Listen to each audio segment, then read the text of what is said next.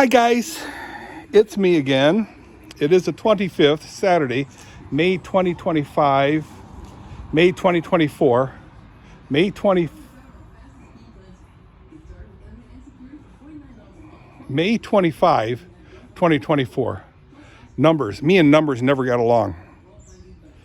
I gotta clean that lens a little bit more, guys. Hey guys, hope you're doing all fine. Quick talk about the MGB. There's a donor car with a running engine that's coming out and going into this MGB right here. So if anybody's looking for a car without an engine, this thing is perfect. It's got nice tires on her, nice rims. Just a sweet looking car. Sweet car, guys. 1977 MGB. This is a 65. My mechanic Zane bought a whole bunch of stuff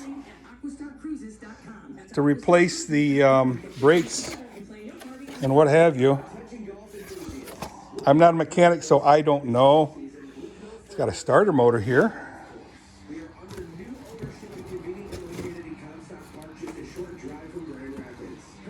That's the bad one, I believe. I don't recognize that one. Huh, interesting. Just a lot of stuff, guys, to replace everything. Don't know what that is. Brake pads. So this thing has got drums at the back, and check this out, guys. It's got discs in the front. So Zane just replaced the bearings because this thing was flopping out all over the place. Hated it. And the rotors and the calipers. I'm not sure what's what. I believe these are the rotor. This is the caliper, I believe. And all new cables or whatever that is. So front ones are done. I'm going to lift you up here. There's the engine bay all empty. I meant to get it all cleaned up by just spraying it with lacquer thinner, brushing it, and then taking a quarter car wash and blasting it clean. There's the other side. So safety stop, safety stop. So this thing right here, this plate right here, I know I got this thing somewhere upstairs in the shop here, but I'll be cow-kicked if I can find it. I put it in a box. Special box here is missing. I can always make my own if I have to. It's not that big of a deal, but why make it if you don't need to? So, hey, I'm pretty pumped up, guys. Hey, I had a visitor stop by, Dave Thelen, a guy that I was working as an engineer with in Trident Lighting. Is all the lights off? All the lights are off in here. This is a brand new grill that I put on after I had the accident. So it's in perfect shape, except it just sat in the barn for years, like 40 years. I know. So Dave Thelen stopped by. He moved into Buy Shop.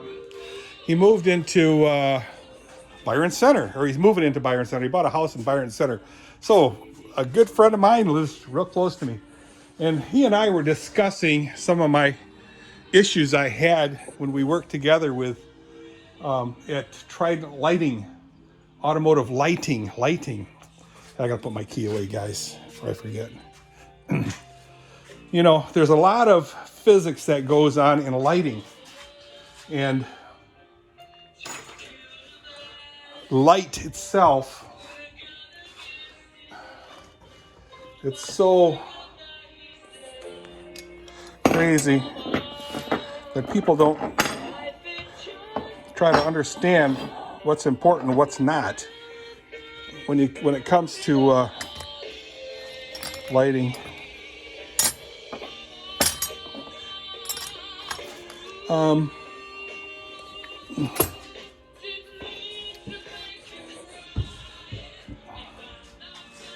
And I'll just show you one example.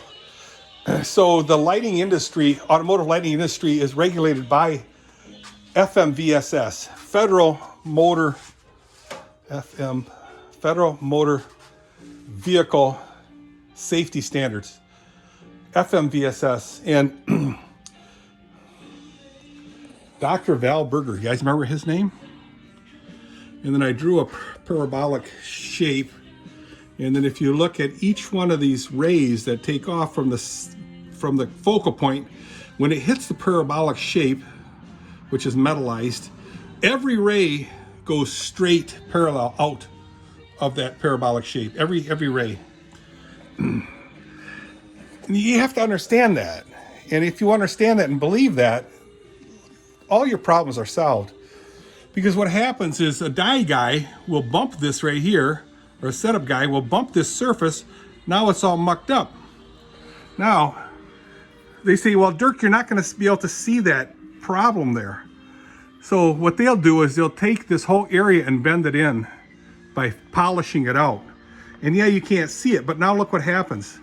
Now a light comes here, hits this, and it shoots a ray this way, away from where it's supposed to shine. That's why on some car lights you'll see black spots in a light. Well, it's because they mucked up this cavity here. You try to explain that to the maintenance people, good people, smart, intelligent, they know what they're doing, but if they don't understand physics, they're not going to get it. And I had that same problem with die shops that actually built the dies. Not the one in Windsor, Canada. There was a company called Hallmark. They understood it all. Truthfully understood it. And but there was other shops like, well, I'm not going to say, many shops in Grand Rapids that would build a cores for us and the cavities and muck up that surface. I'm not videoing you. Don't worry about it. No, seriously. I'm doing it on myself right now. Anyway, and even they design and develop the tools and make it, and they, I tell them, guys, I just see a nick in that core. Don't worry about it, Dirk. You're not going to see it. Damage is done. So we start making lamps, and the lights are shining all over the place. And obviously, the light tunnel lab sees that, and then they come up with all kinds of stories. Oh, no, everything's fine. And it fails at Chrysler, Ford, GM, Toyota, Honda. And we lose our credibility. So anyway, long story about a silly incompetence of a factory. Anyway, guys, it's a beautiful day. I think it got up to about 75 degrees. Not hot, not cold, but you stand in the shade and it's a little bit brisk. Anyway, like I said, I had a real nice conversation with Dave Thelen. He's going to be a neighbor of mine now. We're going to be close enough to hang out now. How sweet is that? I'll post a picture of him and me in a selfie. Look at that, guys. All green. Nothing but green, guys. Wonderful. Blue skies, totally. A little bit of breeze.